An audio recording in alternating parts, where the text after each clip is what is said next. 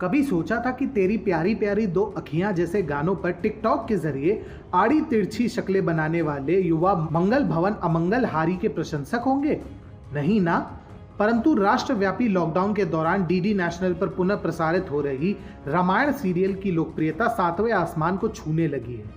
जो कल तक ब्रेकिंग बैड, एवेंजर्स जैसे विदेशी प्रोजेक्ट को लेकर दंभ भरते थे, आज वही लोग लक्ष्मण को कूल समझते हैं, हनुमान जी के लंका दहन पर तालियां बजाते हैं और प्रत्येक प्रसंग एक नन्हे बालक की भांति अपार उत्साह दिखाते हैं। मिलेनियल जनरेशन को रामायण खूब पसंद आ रही है और वे इस पर भर भर के मीम्स बना रहे हैं, जैसे कि ये। परंतु रामायण फिर से इतना लोकप्रिय कैसे हुआ? इसके लिए हमें जाना होगा 1987 में, जब ये शो डीडी नेशनल पर प्रारंभ हुआ था। रामानंद सागर द्वारा निर्देशित इस कार्यक्रम को अनेकों मुसीबतों का सामना करना पड़ा।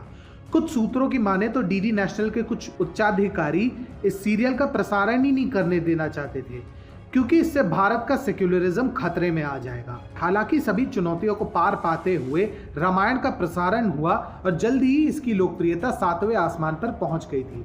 उस समय ना कोई महामारी थी और ना ही कोई आपातकाल, परंतु फिर भी रामायण के एपिसोड का प्रसारण जब होता था तो सड़कें खाली हो जाती थी। ये सीरियल इतना लोकप्रिय हुआ कि इसके स्टारकास्ट की सड़कों पर आरती उतारी जाती थी। ऐसे में जब प्रसार भारती ने पुनः रामायण प्रसारित करने का निर्णय लिया तो अहंकार में डूबे वामपंथियों ने इस निर्णय का मजाक उड़ाना प्रारंभ कर दिया। उनके मुताबिक देश के पास और अधिक महत्वपूर्ण काम है और नेटफ्लिक्स और अमेजॉन प्राइम जैसी सुविधाओं के होते हुए भला कोई रामायण को दोबारा दूरदर्शन पर क्यों देखेगा। परंतु वामपंथियों को मानो दिन में तारे दिखाते हुए रामायण सीरियल 30 वर्ष से अधिक पुराना होते हुए भी लोगों के दिलों पर छा गया। क्या सोशल मीडिया, क्या टिकटॉक, सभी जगह रामायण और उसके पात्रों की जय जयकार होने लगी। स्थिति तो ऐसी हो गई थी कि रामायण के प्रथम एपिसोड के प्रसारण के साथ ही डीडी का ऑनलाइन वेबसाइट क्रैश हो गया। शायद एक मीम में सही कहा गया है, दिल छोटा मत कर, नेशनल लेवल चैंपियन से हारा है तू। चूंकि सोशल मीडिया पर अच्छा हो या बुरा, हर विषय पर मीम बनने प्रारंभ हो गए, इसीलिए रामायण और उसके पात्रों पर भी अनेकों प्रकार के मीम बनने लगे। लेकिन यदि कोई इसके कारण एक बार फिर सुर्खियों में है तो वे है सुनील लहरी और असलम खान। सुनील लहरी को जहां लक्ष्मण के पात्र के लिए सराहा गया और वो यूथ आइकॉन बन रहे हैं, तो वहीं असलम खान को सीरियल में विभिन्न चरित्र निभाने के लिए प्रेम से दुग्गल साहब बुलाया जाने लगा। विश्वास नहीं होता तो इन मीम्स को ही देख लीजिए। स्वयं सुनील लहरी भी इस ट्रेंड से काफी प्रसन्न हुए। वे कहते हैं, मुझे बताया जाता है कि आप किसी पर मीम तभी बनाते हैं जब वह पॉपुलर हो। मैं दर्शकों का बहुत आभारी हूं कि उन्होंने मुझे इतना प्यार दिया। रामायण का इतना लोकप्रिय होना दूरदर्शन के पुराने दिन एक बार फिर से वापस ले आया है। दूरदर्शन के नंबर 1 बनने का सबसे प्रमुख कारण पुराने धारावाहिकों का वापस प्रसारण किया जाना है। लॉकडाउन के बाद 80 और 90 के दशक के कुछ मशहूर कार्यक्रमों की भी दूरदर्शन पर वापसी करवा दी गई थी। इस लिस्ट में महाभारत, रामायण, ब्योमकेश बख्शी और सर्कस जैसे शो शामिल हैं।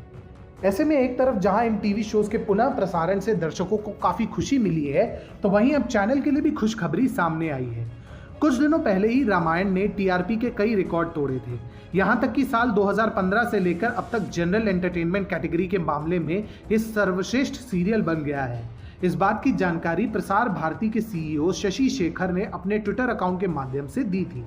उन्होंने बताया, मुझे यह बताते हुए काफ़ी अच्छा लग रहा है कि दूरदर्शन पर प्रसारित हो रहा शो रामायण 2015 से अब तक का सबसे अधिक टीआरपी जनरेट करने वाला हिंदी जनरल एंटरटेनमेंट शो बन गया है। इससे स्पष्ट होता है कि अभी भी ऐसे धारावाहिकों का महत्व है और लोग इसे देखना पसंद कर रहे हैं।